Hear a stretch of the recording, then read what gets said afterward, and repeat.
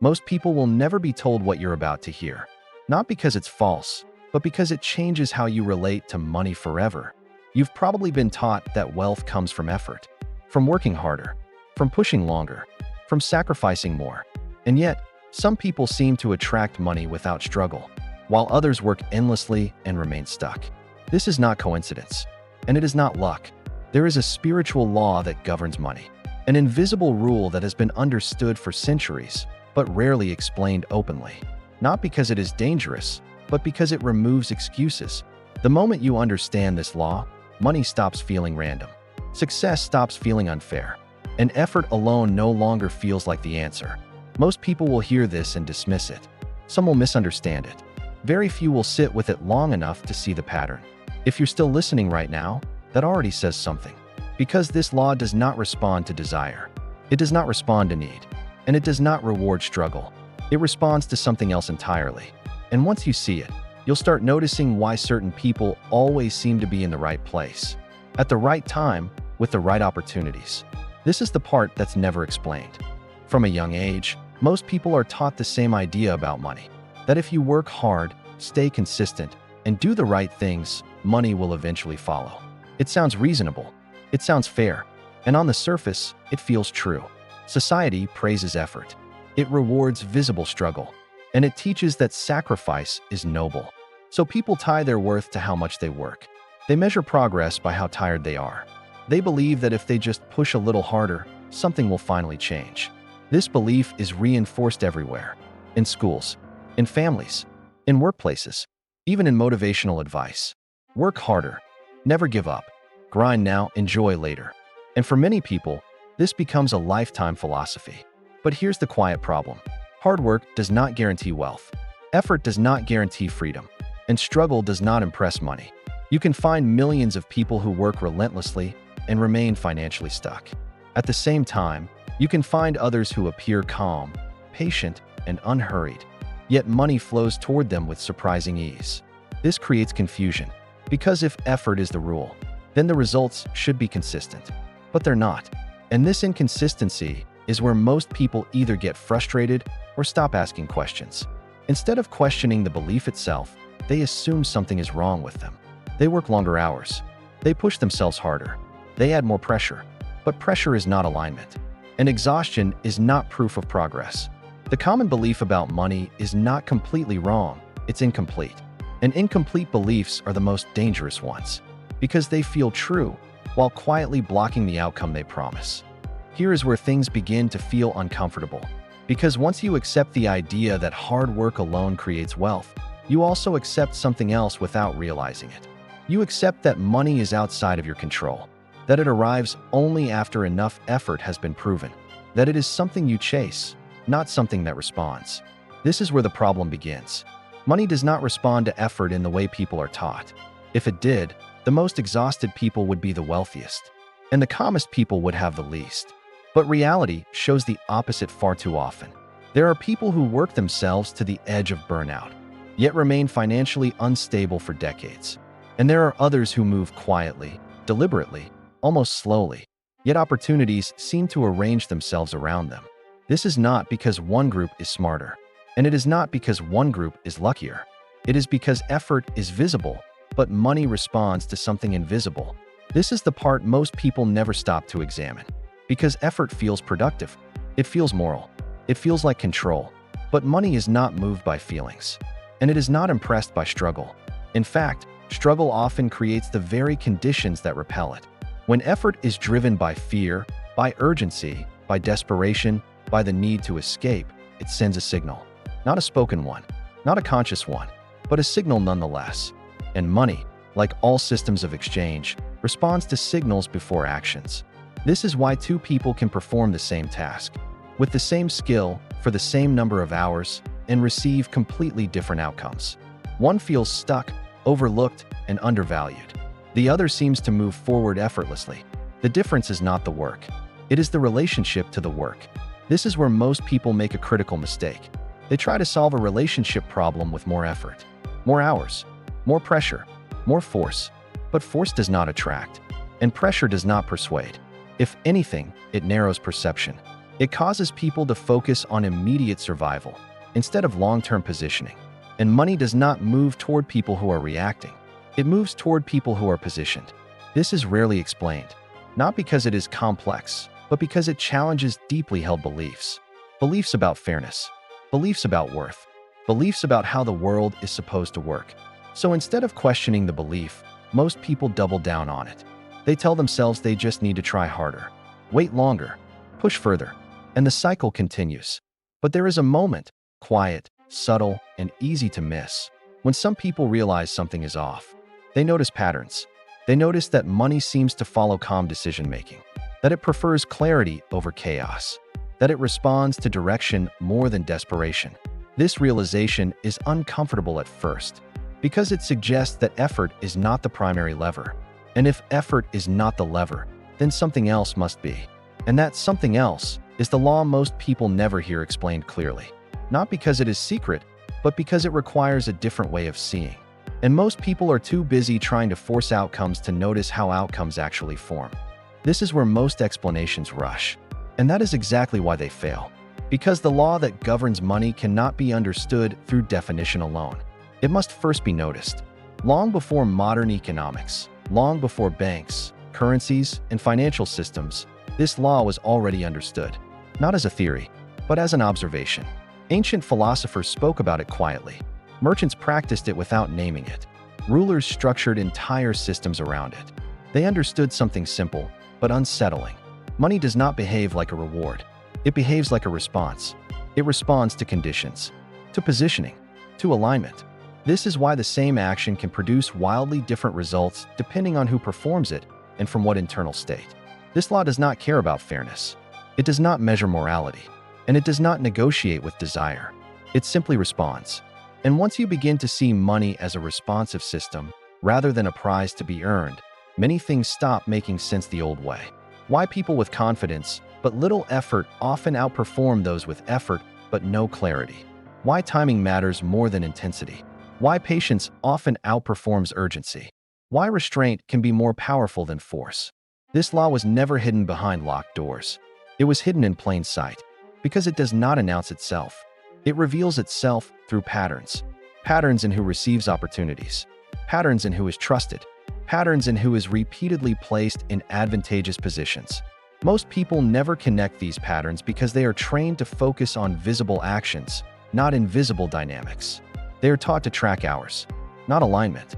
They are taught to chase outcomes, not position themselves where outcomes naturally form. This is where the spiritual dimension of money begins. Not spirituality as belief, not spirituality as ritual, but spirituality as relationship. A relationship between awareness and exchange, between perception and opportunity, between internal order and external flow. The law itself is simple, but simplicity is deceptive, because once you truly understand it, you can no longer blame circumstances. You can no longer hide behind effort alone, and you can no longer pretend outcomes are random. This is why it is rarely explained clearly. Not because people wouldn't understand it intellectually, but because it demands responsibility at a deeper level. And most people aren't ready for that conversation. Not yet. Pause for a moment. This is usually where people lose focus. Not because the idea is unclear, but because it starts to challenge how they see themselves. Most viewers will hear what's been said so far and immediately try to turn it into a technique, a shortcut, a strategy. That's a mistake. Because this law does not respond to tactics. It responds to awareness. If you're still listening right now, it means you're not searching for motivation. You're searching for understanding. And that difference matters. What comes next is not advice. It's an observation. And once you notice it, you'll start seeing why certain people move through life differently, without ever explaining how. Stay with this. When people talk about the wealthy, they usually focus on what they do. Their businesses, their investments, their routines. But behavior is the surface layer, and surfaces are misleading. What truly separates those who consistently attract money from those who struggle around it is not action, it is relationship. Wealthy individuals do not see money as something to be chased. They see it as something that responds. This subtle difference changes everything. They do not rush decisions out of fear. They do not move simply to feel productive. And they do not confuse motion with progress. Instead, they wait, not passively, but deliberately. They observe systems before entering them. They position themselves where value is already moving. They understand that money flows toward clarity, not chaos. This is why urgency repels opportunity. Urgency narrows perception. It forces short-term thinking, and it causes people to accept poor positioning just to feel relief. The wealthy avoid this instinct. They prioritize alignment over effort, timing over intensity, and direction over speed. This does not mean they don't work. It means their work is informed by awareness. They ask different questions. Not how hard can I push, but where does value naturally accumulate? Not how fast can I move, but what position gives me leverage over time? They understand that money is not impressed by struggle. It is attracted to stability, to competence, to foresight, to people who move as if they expect outcomes, rather than hope for them. This is why calm is so often mistaken for confidence, and confidence is mistaken for luck. But it is neither. It is the result of understanding how systems respond. The wealthy treat money like a mirror. It reflects back the level of clarity, order, and structure they bring. When clarity increases, opportunity increases. When order improves, flow improves. This relationship is quiet. And because it is quiet, it is overlooked. Most people are too focused on doing more to notice what doing less, but with precision, creates. This is not something that can be copied quickly, and that is why it isn't taught openly. Because copying actions without understanding the relationship only creates frustration. And frustration is the opposite of alignment. At this point, a natural question arises. If this law is real, if it has been observed for centuries, and if it shapes outcomes so consistently, why isn't it explained openly? The answer is simpler than most people expect. This knowledge isn't hidden. It's filtered. Not everyone rejects it consciously. Most people reject it quietly. Because understanding this law requires letting go of something familiar. It requires releasing the belief that effort alone determines outcomes. It challenges the comfort of feeling morally right because one is struggling. And it removes the safety of blaming external circumstances. For many people, that feels threatening. This law places responsibility at a deeper level, not just for actions, but for awareness, perception, and internal order. And responsibility is uncomfortable when it cannot be outsourced. So instead of being rejected loudly, this understanding is ignored softly. People hear it, but don't sit with it. They turn it into motivation, or dismiss it as abstract, or reduce it to slogans. Anything that allows them to return to familiar patterns. Because familiar struggle feels safer than unfamiliar clarity. This is why the law survives in fragments. In philosophy, in quiet mentorship, in observation passed from one disciplined mind to another. Not because it must be protected, but because it only works when someone is ready to see it. You cannot force awareness, and you cannot convince someone to notice patterns they are invested in ignoring. This is why explanations often sound vague, why teachers speak indirectly, why clarity is implied rather than stated. The law does not reward belief. It responds to perception, and perception cannot be borrowed. It must be cultivated. This is the part most people overlook. And it's also the reason those who do understand it rarely feel the need to explain themselves. At this point, it's important to slow down. Because if this idea is resonating with you, it's not accidental. Not everyone hears this message the same way. Some people hear words. Others hear implications. If you're still listening, it means you're beginning to sense the pattern behind the explanation. And that matters more than agreement. This law does not require belief. It does not ask for faith. And it does not need validation. It only requires observation. The moment you begin watching how money responds, not to effort, not to urgency, but to clarity and positioning, your relationship with it starts to change. Quietly, you may begin noticing moments where forcing an outcome actually made things worse. Times when waiting brought better alignment. Situations where a single clear decision outperformed months of scattered action. These are not coincidences. They are signals. And once you start seeing them, you cannot unsee them.